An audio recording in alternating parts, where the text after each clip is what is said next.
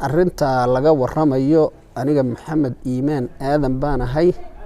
ahliyadii kale ee dhaxalka lahaydna way joogaan hooyo iyo gabdhihii aan walaalaha ahayn dhamaantana waxaan isla garanay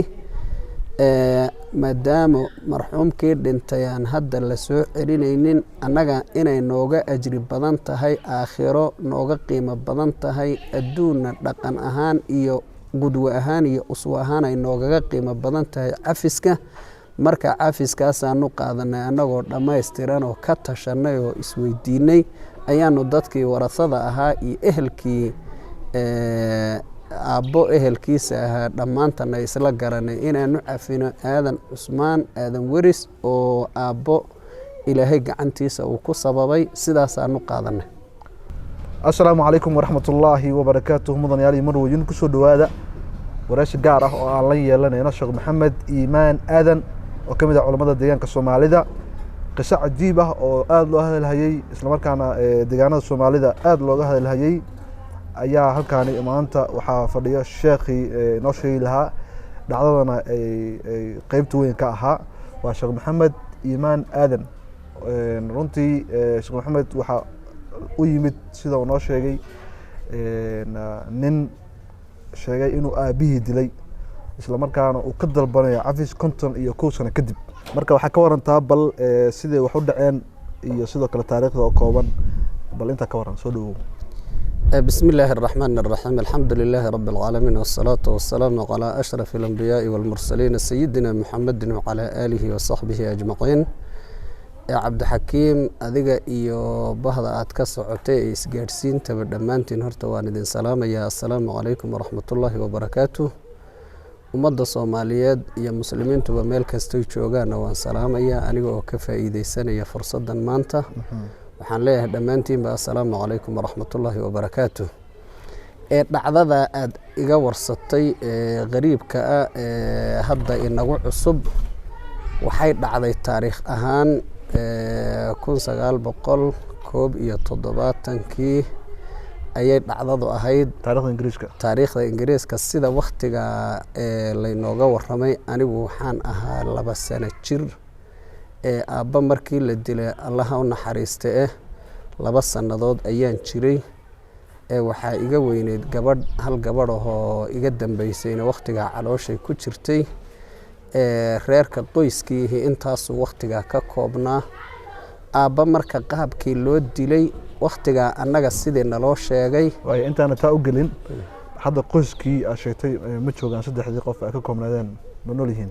way joogaan 2 gabdhood iyo aniga iyo hooyaba waan joognaa magaalada Jigjigaad baan waliba wada joognaa afartayadiiba. waaya inta aan qisada nooga sheekeenin markii uu idin yimid nin sheeganaya in aabihiin uu isaga dilay oo 51 sano ka hor uu dilay waliba maqalkaas adiga iyo gabdhaha dareenkooda soo ahaa horta kolley waad garan kartaa shakhsi walibana uu garan karaa dhacdada noocaasi saameynta ay leedahay iyo dadka siday u saameynayso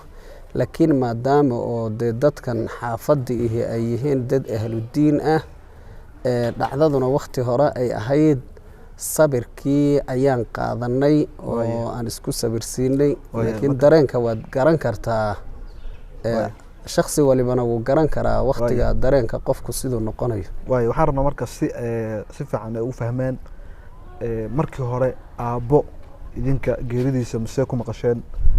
maxaa markii hore maxaa ka aaminsanaydeen sideeda duruufta adag looga soo gudbay maadaama qoys aabbo dhintay ba inta markii hore ka sheekay horta dhacdadu waqtiga ay dhacday taariikhda ku sinayd sababta iyo qaabka ay u dhacday waxay ahayd isagoo reerku ay degan yihiin meel faafan toga faafaneed dhinaciisa isagoo reerku degan yahay waa sida nalooga waramay ee hooyi iyo dadkii goobjooga ahay ay nooga warameen ayaa niman socda ayaa yimid geel reer abtigay lahaa oo daaqaya duleedka reerka oo kolka reerka la keenay ayay geeli ka haysteen geeli markay ka haysteen baa raggii reerku ay ku soo gurmadeen aabbo raggii ugu soo horeeyay buu kamid ahaa geeli baa marka nimankii uu ka hor joogsaday markii ay ka bixin waayeen bay xabadda ku dhufteen. sidaasaanu annagu markii hore ku maqnayna. markay isaga xabaddu ku dhacdayna iyagii way iskaga carareen oo ma ayna geelina kaxaysanin, meeshiina mayna sii joogina way carareen. raadkoodii oo dambe iyo shanqartooda midna lama maqal. halkaasaa warkaasi uu ku intihaysnaa. innaga xaggeenna halkaasuu ku joogay, iyagiina wax shanqarahoo dambe oo ka soo baxda lama arag. xaaladdu sidaasay ahayd. waayahay aabbo markaas uu dhimanayo da ahaan imsuu ahaa, qiyaas ahaan mise jir ayuu ahaa? dhexdhexaad buu ahaa. dee caruurtuna waxayba ahayd aniga iyo gabadha iga weyn keliyeeta. ta iga yarina markaa calooshayba ku jirtay. marka nin dhexdhexaad ah ayuu ahaa. laakiin anigu bidlabdi da'diisu waktigaa in ay ahayd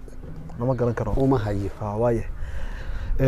okay, marka sidaas idinku wax u haysta oo muddo badan ay ka soo wareegatay, ma ku fikiraysaan horta mar in aabbo ciddi disho la heli doono?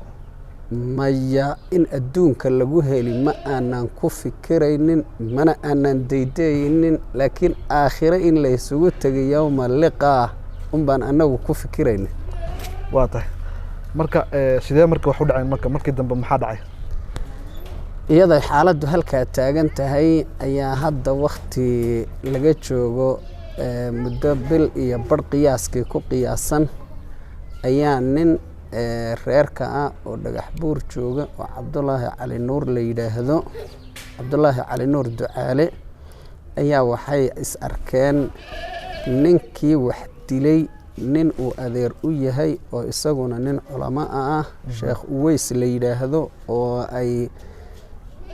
wada shaqaynayeen. labadoodiibaa wada sheekaystay. ninkaasaa marka wuxuu u sheegay nin adeerkii ah oo dil noocaasa geystay, taariikhda wakhtiga laga joogo inuu jiro, ee muddadaana qarsoonaa, haddana ay isla garteen inay soo muujiyaan. dee adigu waxaad noo soo raadisaa buu yidhi ninkii reerkaas ahaa ee dhibkaasi uu ku dhacay, shakhsiyaddiisii adigu inaad noo soo raadisa ayaan kaa rabnaa bay ku yidhaahdeen. ninkii isagiiba aniga ila soo hadlay isagoon qof kale la hadlin.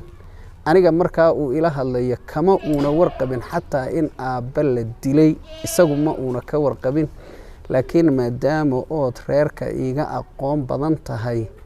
raaskaa la magacaabayna aad tahay, yaan adiga ku soo warsaday buu yidhi. ninkii markuu ila soo hadlay uu ii sheegay taariikhda noocaasa, yaa idhi balqaabka uu kuugu warramay iiga warbixi. wuu ii warramay. markii uu ii warramayba waxaan ku idhi dhacdada aad ka warramaysaay waxay u eg tahay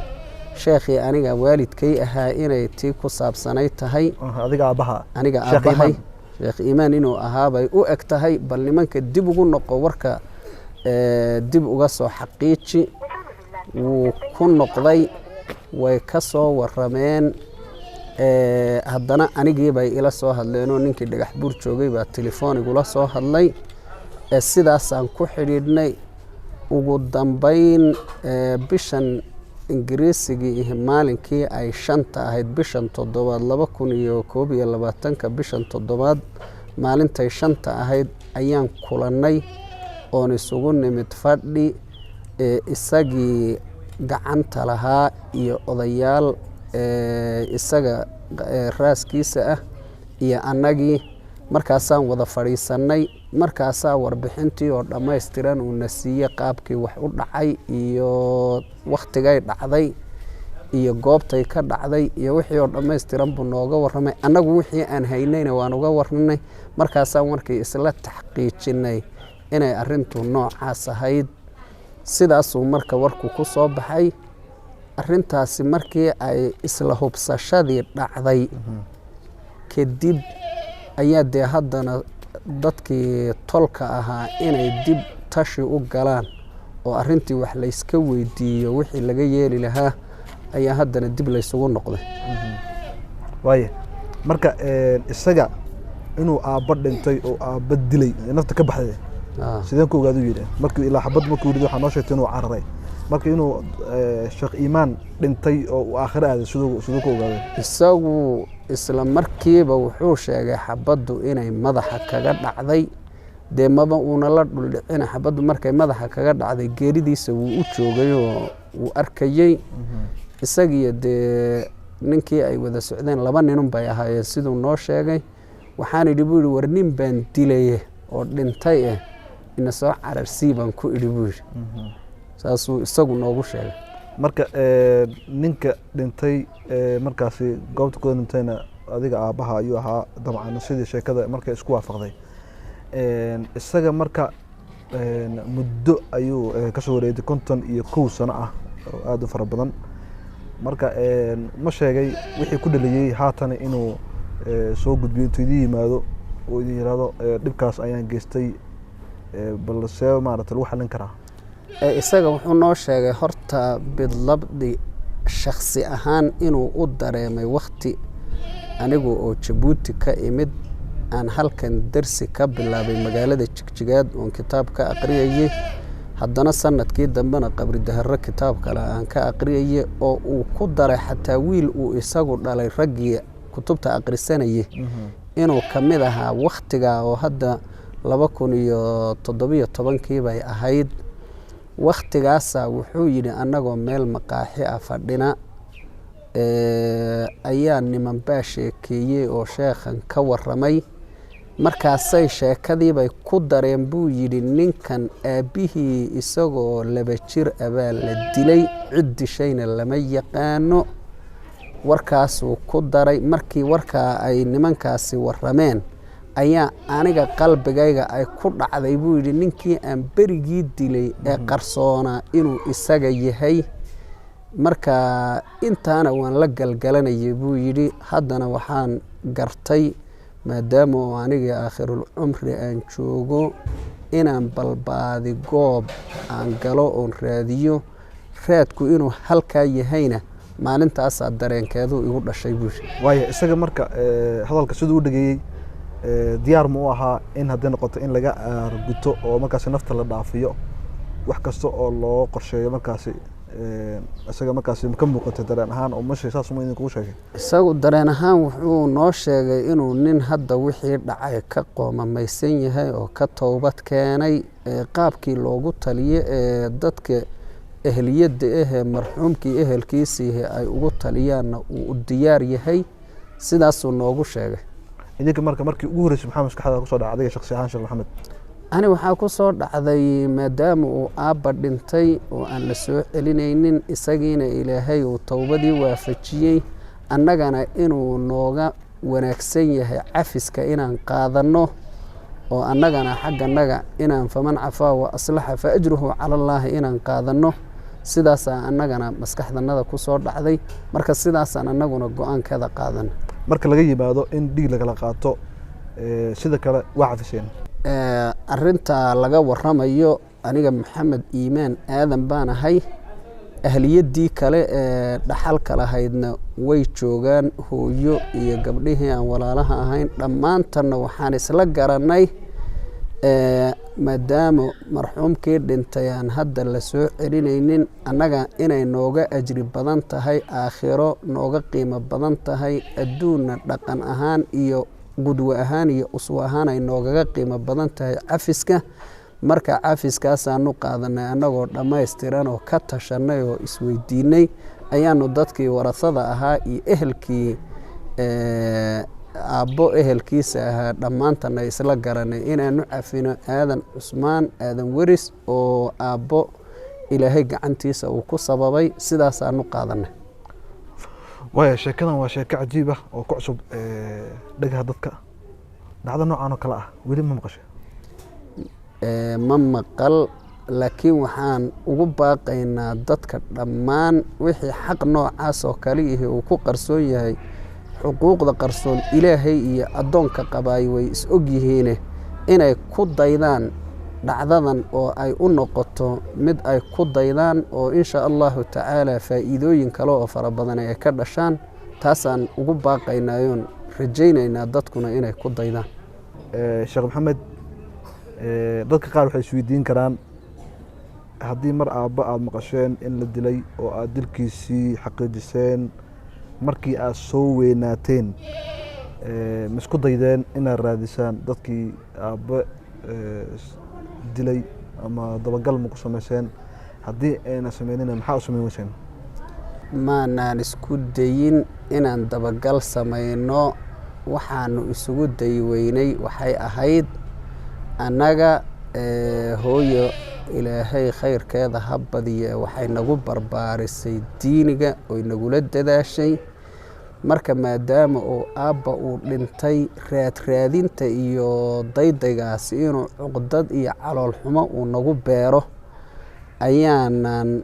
u daydayin sidaa darteed maadaama oo diiniga ay nagu barbaarisay hooyo ilaahay khayrkeeda ha badiye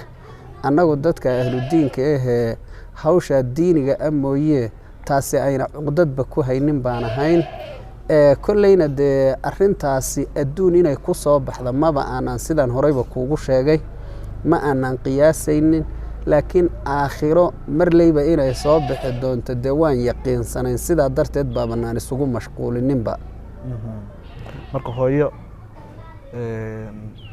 hadda way nooshahay hadda way nooshahay jigjigeennala joogta arrintaa maxay ka tiri kolley waad garanaysaa iyadu waxay ahayd shaksigii dhibku sida gaarka ah uu u taabtay annagu maadaama oon yaryarayn waxba maanaan ka dareemaynin laakiin iyadu dhib badan bay dee soo dareentay haddana way sabir qaadatay oo alxamdulilaahi rabbilcaalamiin annaga waxay ku dadaashay uun maadaama oo dhibka ay la kulantay inuu ilaahay dhibka ugu bedelo dheef diineed taa unbay iyadu awoodda saartay maantana sidii unbay sabirkeedii u qaadatay de kolley isbedel wuu imanayaayoo dareenku qof waliba wuu dareemi karaa waxa shaksiga ku soo iman kara laakiin waxaan isla wada go-aan qaadanay uninaan in la cafiyo hooyo waxaa weeye magaceeda oo saddexan faadumo cismaan xujaale ayaa la yidhaahdaa iyaduba caa'ilo diiniye ah bay ka soo jeedaa oo taariikhaha dee dadka diinta ka soo jeeda ee diinta lagu yaqaano ayay iyaduba ka mid ahayd sababta keentay dhimashadanna waxayba ahayd qayb reeabtigaybaa geelan lahaa nimankanina reeabtigaybay raadkooda iyo dekanadooda daba socdeen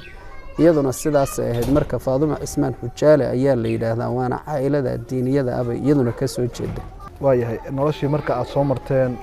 korriimadiini mar hadduu aaba meesha ka baxay yaa ka qayb qaata sidee ku suurta gashay inaad heerkan soo gaartaan alxamdulilah ilaahay baana kafaalo qaaday ehelkiina way jireen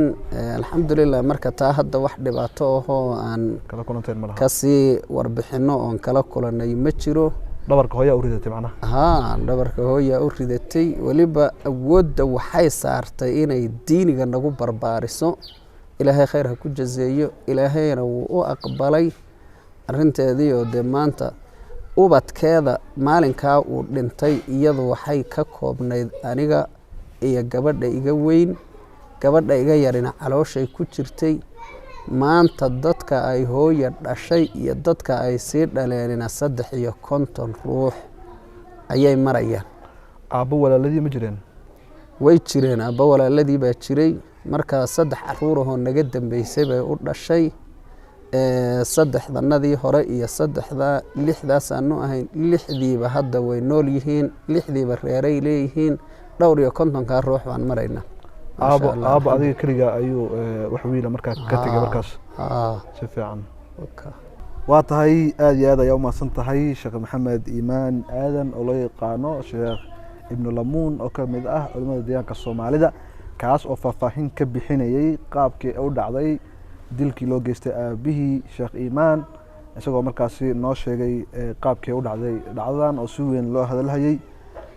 barnaamijka intaas ayaan kusoo gabagabeynaa wareysigan gaarka oo aan la yeelanay waxaan u mahad celinaynaa sheekh maxamed oo aan ugu mahad celinaynaa maadaama uu naga ogolaaday inuu faahfaahinna naga siiyo qaabkii ay wax u dhaceen aad baa umahadsantay sheekh waa mahadsan tahay waad mahadsan tahay cabdixakiim gamaadeed dhammaantiinba waad mahadsantihiin idinku waa ku mahad celinaynaa shukran